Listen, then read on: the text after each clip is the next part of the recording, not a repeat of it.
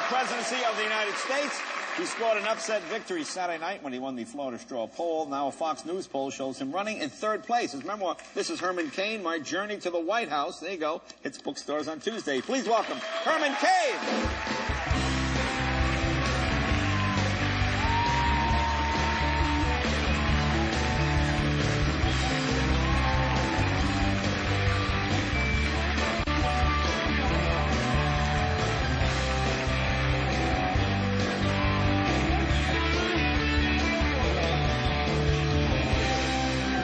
Well, nice to meet you. I've watched your rise over the last couple of weeks. It's been fascinating. I read your book. I thought it was really good. I enjoyed it very much. Very nice. Tell people about yourself. Well, I'm a native of Atlanta, Georgia, graduate of Morehouse College in 1967.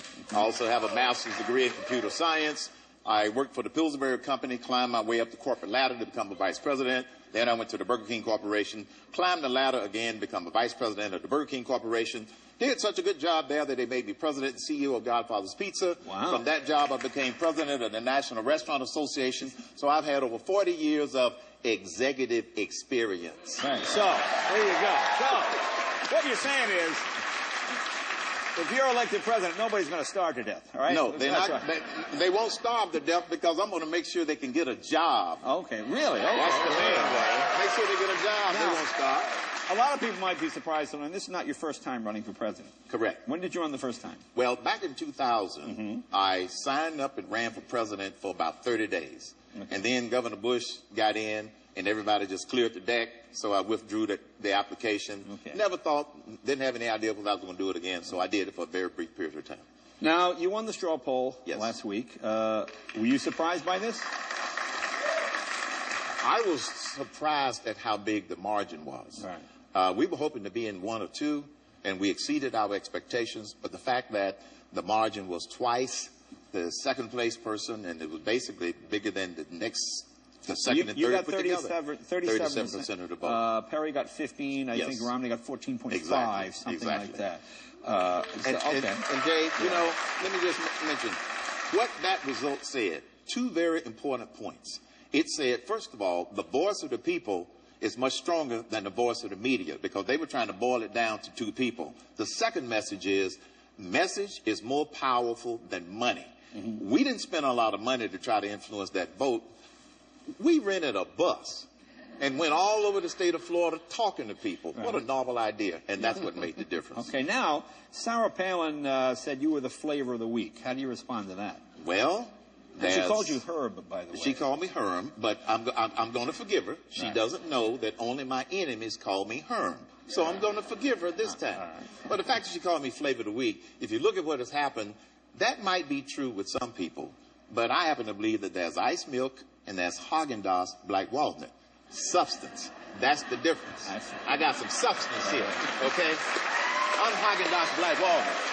It lasts longer than a week. The black walnut, is it? I'm the black walnut guy. It lasts longer than a week, okay? All right. Because of substance. And that's going to make the difference. Now, her deadline to announce was today, or her self-imposed deadline. She said the end of September. Do you think she's going to run for president? I don't have any inside information, but I don't believe that she's going to run. She has been a great voice for the conservative cause out there, but I don't think that she's going to run. Okay, now you got the GOP courting Chris Christie. Oh, everybody's not in there. Oh, we want that guy all of a sudden. Do you want him in the race? It doesn't matter. Just like it didn't matter if Rick Perry got in. I stick to my message. I stick to what I'm talking about, common sense solutions. And you've already given me a middle name that my parents didn't give me, 999, but that's okay. I don't mind. If he gets in, he gets in. But see, here is the thing that I would recommend to Governor Christie. Don't do it because of the media hype. If you don't do it because you really want to do this for your reasons from the bottom of your heart, don't do it. Because I had to go through some soul searching before I made that decision. Well, let's talk about this 999 plan, because this seemed to resonate with people. It seems easy to understand. Explain what it is. Now I have a couple of questions. It's my economic growth and jobs plan. It starts with throw out the current tax code, which is inefficient, costly, and everybody hates it. Pass legislation that has a 9% business flat tax, a 9% personal income tax, and a 9% national sales tax. no loopholes. All businesses are treated the same. It's very simple and understandable, and that's why I believe it's resonating with people. And it will replace corporate income taxes, personal income taxes, capital gains taxes, estate taxes, as well as the payroll tax. All will be collected with the 999 plan. Now, will it raise more money or less money than what we have now? Initially, it will raise the same amount of money. We call that revenue neutral. But when businesses get some certainty that that's going to be around for a while, then this economy is going to start to grow. Well, let me ask you now, let's take a family making $20,000, $25,000 a year. Right. They make negative, like they get money back from the government. They essentially pay no income tax. So you and I, which are pretty wealthy guys, we'd be paying the same rate as the guy making minimum wage. Does that seem fair, or is there an equity there? Yes, and here's why. Remember, even though they might be making $25,000 a year, they're paying the payroll tax, which is 15.3% off the top of their gross wages.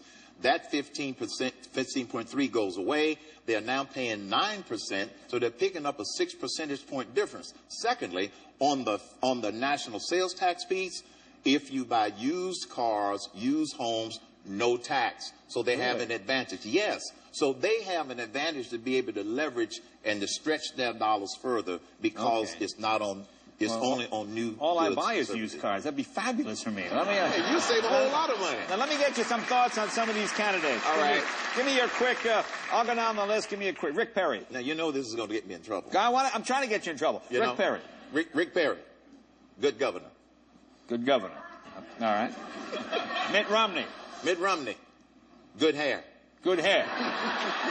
Ron Paul. Grumpy old man. Grumpy old man.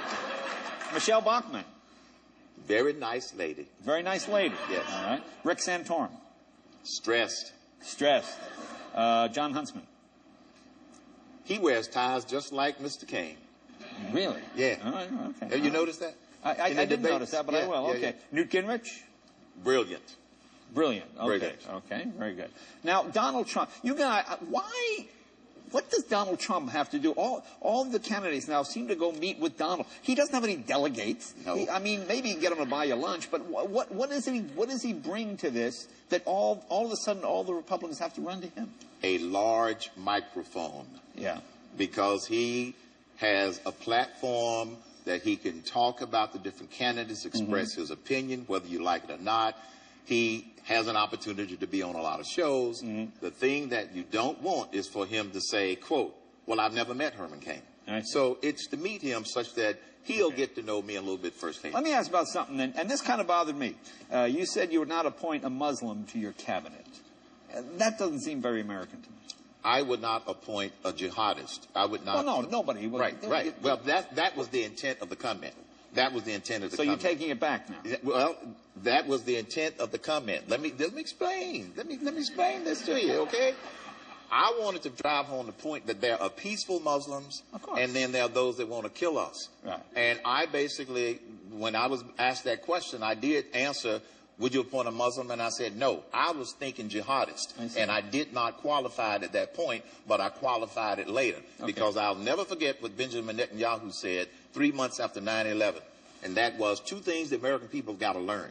The jihadists want to kill all of us, and this is what was sticking in my mind. So I caution, I will err on the side of caution rather than make sure that we hire the wrong people for. So you agree we do have very fine Muslim congressmen? Yes, there are a lot of fine, peaceful Muslims that are willing and have served their country. Okay, well, it's a fascinating book. This is Herman Cain. I enjoyed reading about your family and your parents.